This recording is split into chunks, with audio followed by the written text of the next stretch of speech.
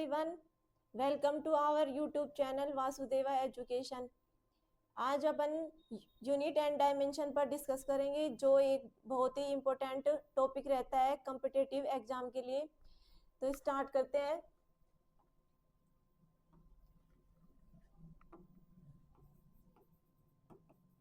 Unit and dimension, मात्रक व बीमा।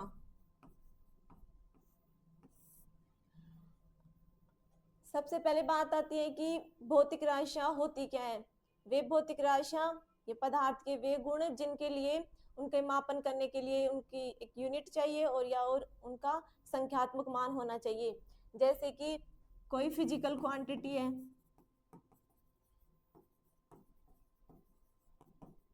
या भौतिक राशि, किनको कह रहे हैं? जिनके पास क्या होना चाहिए, उसका परिमाण यानी कि उसकी संख्यात्मक वैल्यू, और उसके साथ क्या होनी चाहिए, यूनिट यानी कि मात्रक। जैसे अपन मार्केट में गए और दुकानदार से बोले कि हमें 500 ग्राम तो सॉरी 500 चीनी दे दो, तो चीनी का किस में लेंगे, किस में मेजर करेंगे? तो ये अधूरा सा लग रहा है, तो अपन क्या बोलेंगे उसको, 500 ग्राम दे दो या 500 किलोग्राम दे दो। तो ये 500 तो यह क्या हो गई, यहाँ इसका परिमाण संख्यात्मक वैल्यू, और केजी किसको डिनोट करेगा, उस क्वांटिटी के मास को या उसकी मात्रक किलोग्राम को। यानी कि भौतिक राशि सिर्फ परिमाण से नहीं, उसका मात्रक भी उसके साथ होना चाहिए, तभी हम उस पदार्थ की अच्छे से मेजर कर सकते हैं। तो ये तो हो गया भौतिक राशियां। अब भौतिक राशियों को मापने के लिए मात्रक होते हैं, तो मात्रकों को किस तरीके से डिवाइड करते हैं? जैसे मूल मात्रक, सेकंड है व्युत्पन्न मात्रक। मात्रक, अब मूल मात्रक क्या होते हैं? नाम में ही छुपा है मूल। तो ये मूल मात्रक किन के लिए होती है? जो मूल राशियां होती है उनको मापने के लिए मात्रकों का उपयोग करते हैं, उन्हें क्या कहते हैं? मूल मात्रक। मूल मात्रक किसे कहते हैं कि कुछ मूल राशि होंगी, उनको मापने के लिए क्या रहेगा अपने पास? मात्रक। तो उनको क्या कहेंगे? मूल मात्रक। और इन मूल राशियों के अतिरिक्त जो राशियां होती हैं उनको किससे मेजर करते हैं? व्युत्पन्न मात्रकों से। जो किससे उत्पन्न किए जाते हैं? इन मूल मात्रकों की हेल्प से ये व्युत्पन्न मात्रक आते हैं। तो व्युत्पन्न यानी कि वो मूल से बनेंगे, उनको क्या कहेंगे? व्युत्पन्न मात्रक। और तीसरा होते हैं पूरक। इसमें दो आते हैं जो मूल मात्रक से और व्युत्पन्न मात्रक से दोनों से स्वतंत्र रहते हैं। एक तो इसमें आता है समतल कोण, एक आता है घन कोण।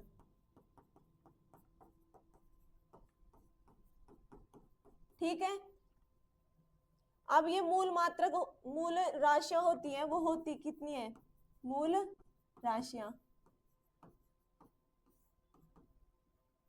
ये 7 होती हैं। एग्जाम में पूछा जाता है कि मूल राशियां कितनी होती हैं? 7। तो ये 7 कौन कौन सी हैं? पहला हो गया लंबाई, दूसरा द्रव्यमान, तीसरा हो गया समय, चौथा है ऊष्मागतिक ताप, पांचवा है विद्युत धारा, और 6 है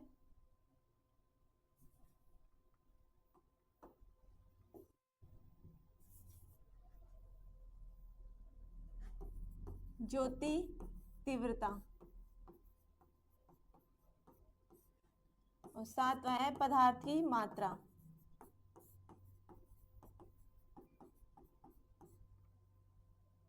अब इन ये जो 7 है, लंबाई, द्रव्यमान, समय, ताप, विद्युत धारा, ज्योति तीव्रता और पदार्थ की मात्रा, ये क्या होती है? मूल राशियां होती है। अब इन मूल राशियां है, इनके जो मात्रक, इनके मात्रक क्या क्या रहेंगे? लंबाई को किस में मेजर करते हैं? मीटर में। तो इसका मात्रक क्या हो जाएगा लंबाई का? मीटर में। द्रव्यमान को किलोग्राम में, और समय को सेकंड में, ताप को केल्विन और विद्युत धारा एम्पियर और ज्योति तीव्रता का है कैंडेला और पदार्थ की मात्रा को मोल से। ठीक है, और ये किस में है? एसआई पद्धति के अंदर 3 पद्धतियां होती है। पहली होती है सीजीएस प्रणाली, मात्रकों की प्रणाली कितनी होती है? 3 सीजीएस प्रणाली, और फुट पाउंड सेकंड प्रणाली, और थर्ड आती है एमकेएस पद्धति। अब ये जो एमकेएस पद्धति है उसी का ही जो व्यापक रूप होता है उसी को क्या कहते हैं? एसआई पद्धति। तो चौथी क्या मान सकते हैं? एसआई पद्धति। इसी को एमकेएस पद्धति को ही एसआई पद्धति कहते हैं। अब सीजीएस प्रणाली में क्या हो गया? ये सी सेंटीमीटर और जी से ग्राम, एस से सेकंड, यानी कि सेंटीमीटर ग्राम सेकंड। यानी कि इस प्रणाली में जो लंबाई रहेगी वो किस में मेजर करेंगे? सेंटीमीटर में। और लंबाई तो हो गया, और मास को यानी कि द्रव्यमान को ग्राम में, और समय को सेकंड में मेजर करेंगे। ठीक है, यानी कि सीजीएस प्रणाली में लंबाई को सेंटीमीटर में, मास को ग्राम में और समय को सेकंड में। अब आती है एफपीएस प्रणाली। इसमें लंबाई को किस में लेंगे? फुट में, और द्रव्यमान को पाउंड में, और समय को सेकंड में मेजर करेंगे। ठीक है, एमकेएस पद्धति में लंबाई को मीटर में, द्रव्यमान को केजी में, किलोग्राम में, और समय को सेकंड में। ठीक है, और जो एसआई पद्धति है उसमें भी क्या रहेगा? लंबाई को मीटर में, द्रव्यमान को किलोग्राम में, और समय को सेकंड में। और ये जो मूल मात्रक है, ये जो मूल राशियां होती है लंबाई, द्रव्यमान, समय, ताप, विद्युत धारा, ज्योति तीव्रता, पदार्थ की मात्रा, इनके जो ये मात्रक है वो किस में लिए गए हैं? एसआई पद्धति के अंदर। अब इनके जो प्रतीक है वो किस से डिनोट करेंगे? प्रतीक। मीटर का मात्रक तो क्या हो गया? मीटर, और इसके प्रतीक को किस से लिखेंगे? स्मॉल एम से। किलोग्राम को केजी से, सेकंड को एस से, केल्विन को के से, और एम्पियर को ए से, कैंडेला को सी डी। सी भी क्या है? स्मॉल है, को मोल से। ठीक है, ये याद होनी चाहिए। लंबाई को मीटर में मेजरमेंट करेंगे और उसका जो सिंबल है वो मीटर, समय, द्रव्यमान को किलोग्राम में, और प्रतीक केजी, समय को सेकंड में, और इसको एस से, तो ताप को केल्विन में, और इसका प्रतीक क्या रहेगा? के। विद्युत धारा एम्पियर में, और डिनोट किससे करेंगे? ए, कैपिटल ए से। ज्योति तीव्रता का कैंडेला सीडी, और पदार्थ की मात्रा को मोल से मोल। ठीक है, अब बात आती है कि अपन जो वीमा लिखेंगे, वीमा लिखते हैं वो कैसे लिखेंगे? बड़ा ब्रैकेट के अंदर ये सारी जो ये क्वांटिटी है, लंबाई, ये वाली जो 7 मूल राशियां हैं उनके ये प्रतीक हैं, उनको बड़े ब्रैकेट में लिख दो। जैसे मास को कैपिटल एम से, लंबाई को कैपिटल एस से, एल से, टाइम को टी से, और क्या है? केल्विन आपको के से, और एम्पियर को ए से, और सीडी और मोल। इस बड़े ब्रैकेट के अंदर ये सारी राशियों के जो प्रतीक हैं उनको एज इट इज लिख देंगे, और यहाँ पे इनकी क्या आ जाएगी? जो पावर रहती है वो, जैसे A B C D E है,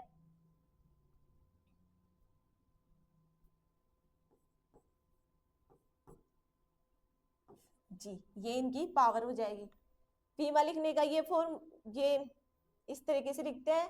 कैपिटल एम, मास को, लंबाई को एल से, ताप को टी से, सॉरी ये सेकंड है, और ताप को के से, और विद्युत धारा को कैपिटल ए से, और CD की पावर F और मोल को G से। इस तरीके से वीमा निकालते हैं, तब इसको डिनोट करते हैं। अब ये तो होगी मूल राशियां, और इनकी अतिरिक्त जो व्युत्पन्न राशियां होती है, इनके अलावा, इन सातों के अलावा जो राशियां होंगी वो व्युत्पन्न राशियां होंगी। और व्युत्पन्न राशियां किससे निकाली जाएंगी? इन सातों मूल मात्रकों से, उनका उपयोग करके व्युत्पन्न राशियां निकालेंगे। अब कुछ फॉर्मूले वीमा निकालने के लिए सबसे पहली कंडीशन है कि अपन को उन जो भौतिक राशियां हैं उनके फॉर्मूले याद होने चाहिए। तो कुछ फॉर्मूले हैं उनको डायरेक्ट याद कर लेना, और ये डायरेक्ट एग्जाम में भी पूछे जाते हैं। तो जैसे कार्य है और ऊर्जा है, इनका मात्रक क्या होता है? जूल। कार्य का मात्रक जूल और ऊर्जा का मात्रक भी क्या रहता है? जूल।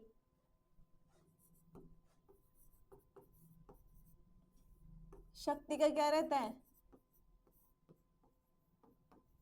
वाट। ऊष्मा का कैलोरी।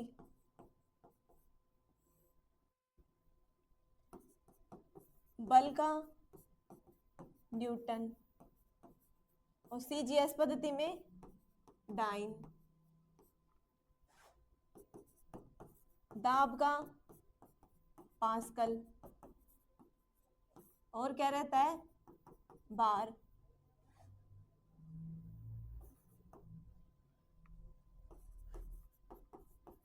ज्योति तीव्रता, इसका मात्रक होता है कैंडेला। और होता है ज्योति फ्लक्स,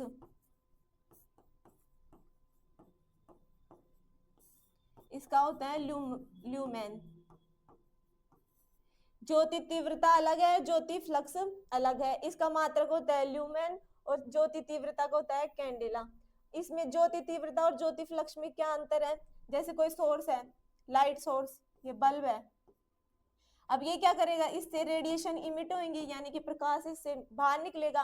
अब ये जो प्रकाश बाहर निकल रहा है उसको तो क्या बोलते हैं? ज्योति फ्लक्स। यानी कि 1 सेकंड में प्रकाश उस सोर्स से बाहर निकलता है, वो तो ज्योति फ्लक्स कहलाता है।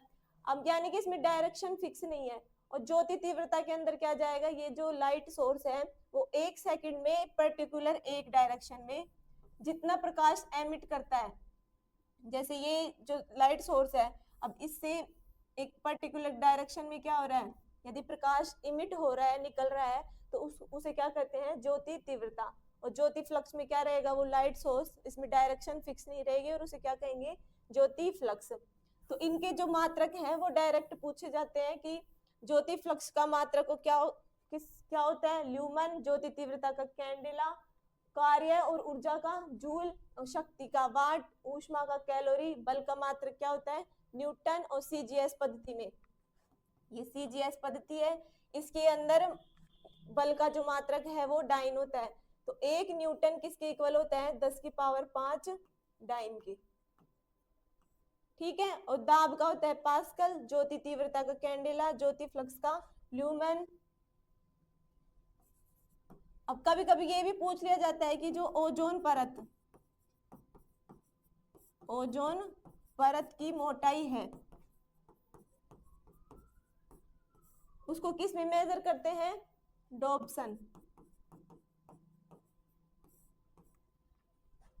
ओजोन परत की मोटाई का मात्रक क्या होता है? मेजर करने के लिए डॉप्सन का यूज किया जाता है।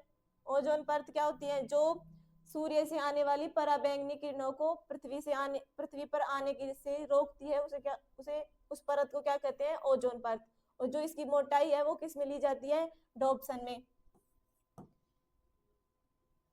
अब एक ये मात्रक भी पूछ लिया जाता है कभी कभी कि ध्वनि का मात्रक, ध्वनि का किस में लिया जाता है? डेसिबल में। ध्वनि की तीव्रता।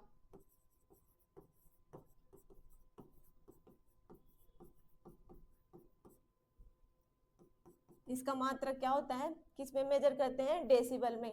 और हमारे कानों के लिए कितनी डेसिबल की ध्वनि सही उपयुक्त होती है, सुटेबल होती है 45 डेसिबल की ध्वनि सुटेबल होती है। और 85 डेसिबल से ज्यादा हो जाए तब इंसान क्या हो जाता है, बहरा हो जाता है। और कानों के लिए सुटेबल ध्वनि कितनी होती है, 45 डेसिबल। विद्युत प्रतिरोध, इलेक्ट्रिक रेजिस्टेंस, इसका क्या होता है, ओम। इसका सिंबल इस तरीके से, विद्युत धारा का एम्पियर।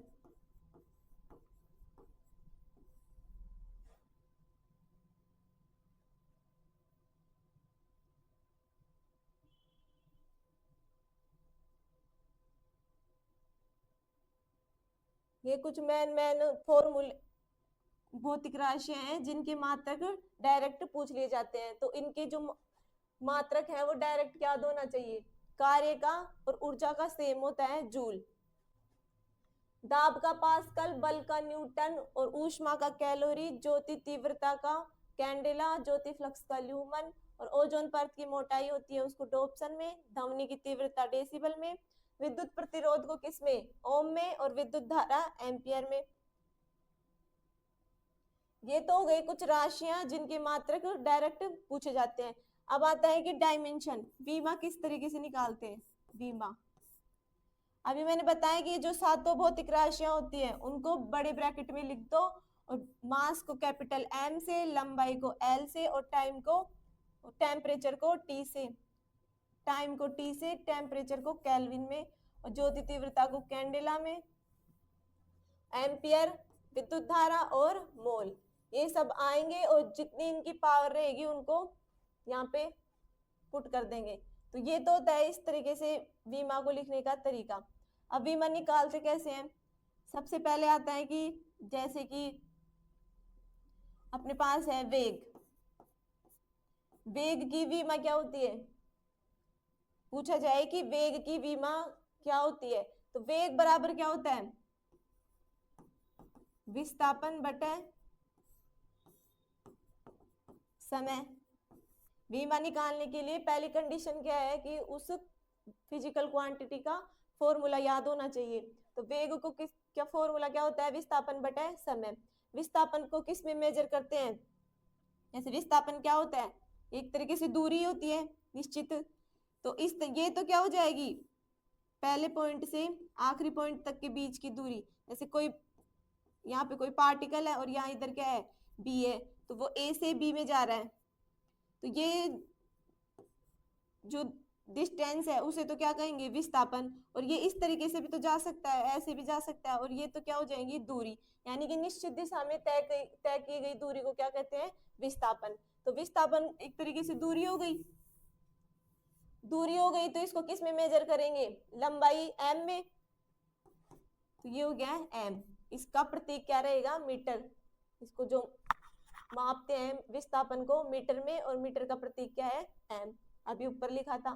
समय को किस में मापते हैं, सेकंड में, तो क्या लिख देंगे नीचे, सेकंड। तो इसकी फॉर्मूला क्या हो जाएगा, मीटर प्रति सेकंड, या इस तरीके से भी लिख सकते हैं इसको, मीटर सेकंड इनवर्स। ठीक है। अब वेग का मात्रक क्या हो गया, मीटर प्रति सेकंड। अब बीमा लिखने के लिए क्या करेंगे, बड़ा ब्रैकेट लगाएंगे। अब यहाँ पे मास की बात हो रही है, नहीं हो रही, तो मास को किससे डिनोट करते हैं, एम से। यहाँ पे एल क्या है, एम क्या है, लंबाई, लंबाई को किससे लिखेंगे, एल से। और टाइम को किससे लिखेंगे, टी से। जनरली एम एल टी ही आते हैं, बाकी के तो बहुत कम ऐसे फॉर्मूलों में आते तो हैं, पर इन एम एल टी से काम चल जाता है। तो इस तरीके से लिखेंगे, ये जो ऊपर लिखा है उसको एम एल टी लिख दिए। अब एम तो यहाँ पे है नहीं, यानी कि मास की बात हो नहीं रही थी, हो नहीं रही, तो मास की पावर कितनी हो जाएगी, 0। एम कितनी बार है, एक बार, और ये हो जाएगा एल के पर एल की पावर 1। और टेम्परेचर क्या है, इनवर्स में है यहाँ पे, तो इनवर्स में है तो ये क्या चला जाएगा ऊपर, यानी कि ये हो जाएगा टी की पावर -1। मीटर पर सेकंड की वीमा यानी कि वेग की वीमा क्या हो जाएगी m0l1t-1। ठीक है, सबसे पहले क्या याद होना चाहिए फॉर्मूला। फॉर्मूले को किस तरीके से, ये फॉर्मूला हो गया। अब विस्थापन को किस में मेजर करते हैं मीटर में, समय को सेकंड में, तो इसका मात्रक क्या हो जाएगा मीटर पर सेकंड। अब वीमा निकालने के लिए क्या आवश्यक होना चाहिए ये, और अपने पास क्या है mlt है, तो m किसको मेजर करेगा द्रव्यमान को बता रहा है, l उसकी लंबाई को और t समय को। अब m तो यहाँ पे है नहीं तो उसकी पावर कितनी हो जाएगी 0। मीटर की लंबाई किस में है मीटर में, यानी कि मीटर कितनी बार है एक बार, तो l की पावर 1। टाइम t, अब ये इनवर्स में है तो t भी किस में आ जाएगा इनवर्स में। अब यहाँ पे ये वेग क्या हो गया व्युत्पन्न राशि, क्यों, क्योंकि ये इसमें किसका यूज किया गया है दो मूल मात्रकों का। विस्थापन भी क्या है मूल मात्रक यानी कि लंबाई है, और समय भी क्या है मूल मात्रक, तो वेग क्या हो गई व्युत्पन्न राशि। और व्युत्पन्न राशि को तब तक तोड़ते जाएंगे जब तक वो मूल मात्रक में कन्वर्ट नहीं हो जाए। अब ये तो हो गया वेग का। ऐसे त्वरण की जो फॉर्मूला होता है डेफिनेशन है वो क्या होती है वेग में परिवर्तन की दर, यानी कि वेग अपॉन दर को किससे लिखेंगे समय से। अब ये तुम्हें यदि वेग की याद है डायरेक्ट बीमा तो डायरेक्ट यहाँ पे लिख दो, नहीं याद है तो वेग को कब तक तोड़ेंगे जब तक कि मूल मात्रकों में कन्वर्ट नहीं हो जाए। तो वेग को क्या लिख देंगे विस्थापन, और नीचे क्या आएगा समय। वेग का फॉर्मूला क्या होता है विस्थापन बटा समय, और एक समय पहले से है यहाँ पे।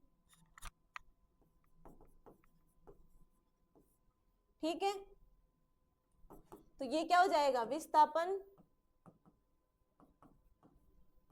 और समय की पावर 2,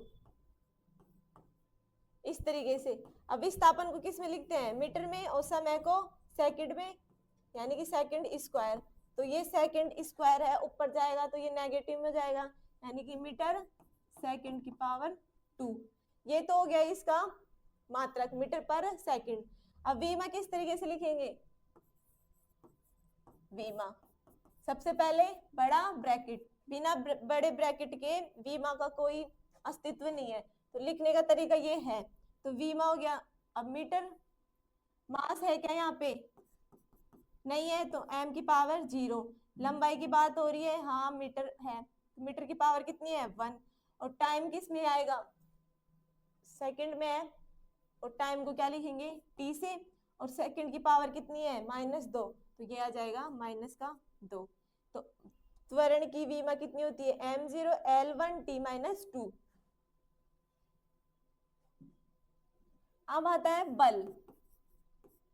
बल का फॉर्मूला क्या आता है F इक्वल टू ma, ये सबको पता है, मास इंटू त्वरण। तो यहाँ पे क्या आ जाएगा द्रव्यमान गुणा त्वरण।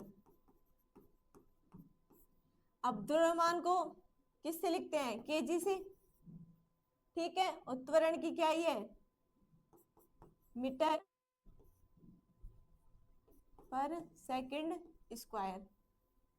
ठीक है, ये दोनों अपन को यदि तुम चाहो तुम्हें नहीं आ रही है वीमा निकालना तो इस त्वरण को भी दोबारा से क्या लिख सकते हैं इस तरीके से विस्थापन बटे समय स्क्वायर। मूल मात्रकों में इसको तोड़ लेंगे, तोड़ने के बाद बस इनके जो मात्रक होते हैं उनको लिखना है।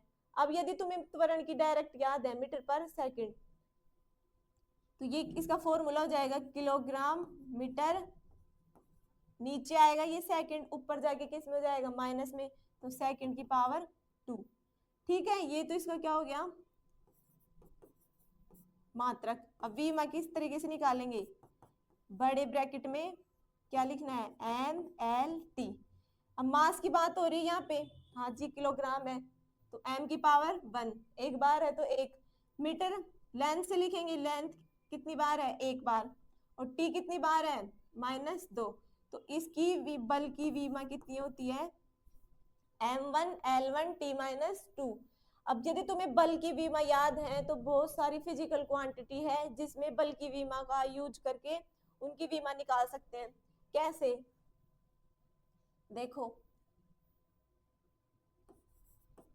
कार्य, कार्य का मात्रक पता है, ऐसा पद्धति में क्या होता है, जूल।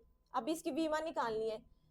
कार्य क्या होता है, बल गुणा विस्थापन।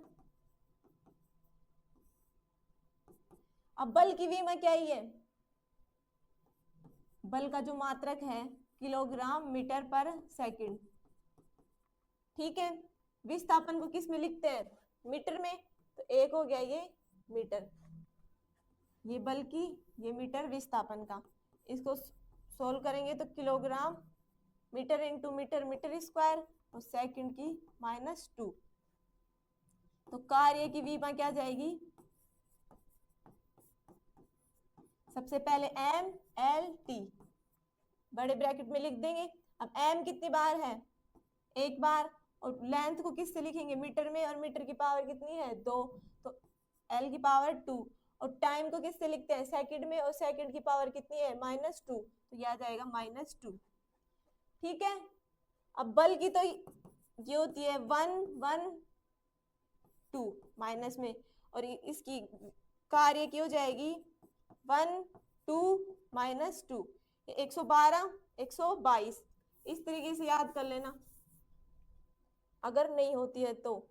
अब ये कार्य की विमा होगी m1l2t-2, और यही किसकी होगी, ऊर्जा का भी मात्रक क्या होता है, जूल होता है, तो ऊर्जा की विमा क्या हो जाएगी, m1t2l2t-2। जो कार्य की विमा है वही किसकी रहेगी, ऊर्जा की। अब आता है शक्ति का।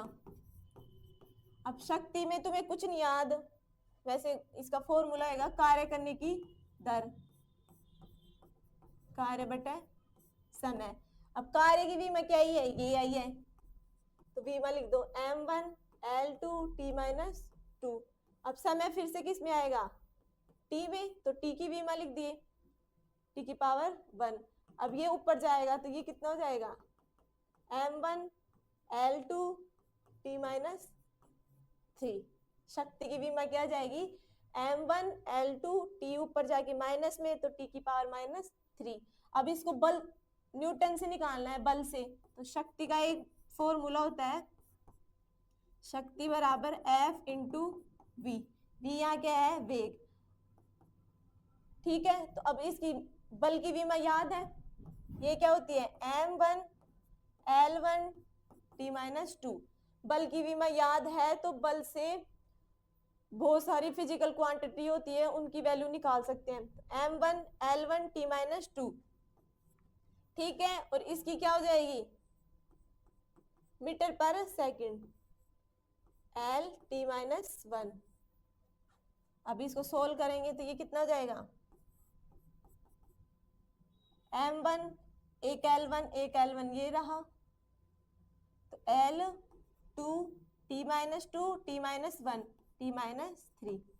देखो ये जो कार्य बटे समय से निकाले थे और एक बल से निकालेंगे F इंटू वी, तो ये दोनों विमा क्या आ रही है, सेम। तो बल से हम बहुत सारी विमाएं निकाल सकते हैं।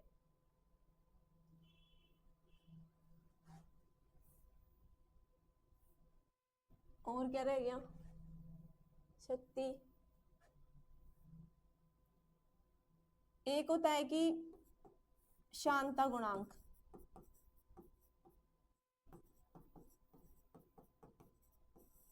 इसकी बाद में देखेंगे, पहले ये देखो, जो ये प्रतिबल होता है, दाब,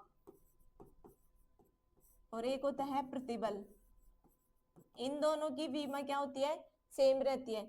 अब दाब की जो फॉर्मूला क्या होता है, बल बटे क्षेत्रफल, इसमें भी बल आ गया और नीचे क्या है, क्षेत्रफल। तो इसकी जो मात्रक तो क्या होता है, पास्कल या फिर बार। तो इसकी विमा किस तरीके से निकालेंगे, F/A। F की पता है अपन को भी विमा, m1l1t-2 होता है ये बल का, और नीचे क्या है, ये A क्या है यहाँ पे, क्षेत्रफल। तो A की क्या, किसमें, क्षेत्रफल का मात्रक क्या होता है, मीटर स्क्वायर, यानी कि L की पावर 2, ठीक है। इस तरीके से लिख देंगे।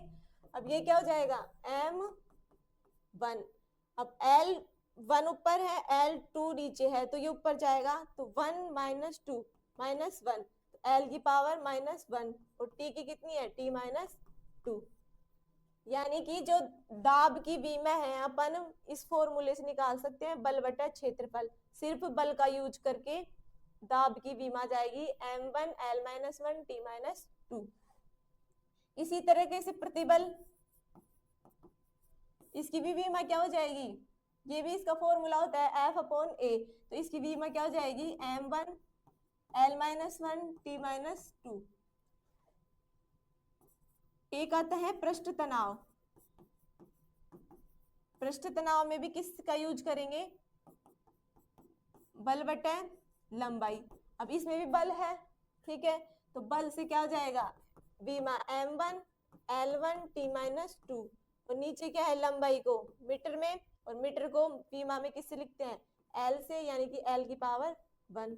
अब ये ऊपर जाएगा, m1 L1 कैंसिल हो जाएगा, और T की पावर -2, यानी कि L की पावर 0, T की पावर -2। ये किसकी हो गई, पृष्ठ तनाव की।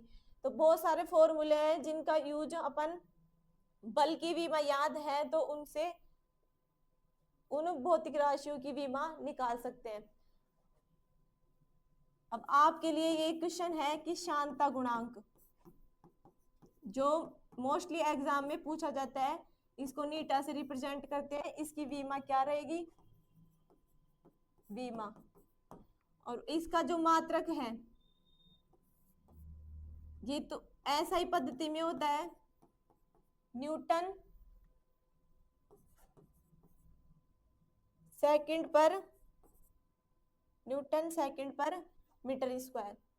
शांता गुणांक का ऐसा ही पद्धति में मात्रक होता है न्यूटन इंटू सेकंड पर मीटर स्क्वायर, और CGS पद्धति में इसको बोलते हैं पॉइज। CGS पद्धति में शांता गुणांक का मात्रक होता है पॉइज, और ऐसा ही पद्धति में न्यूटन सेकंड पर मीटर स्क्वायर। अब इसकी विमा आप लोगों को बतानी है, ठीक है।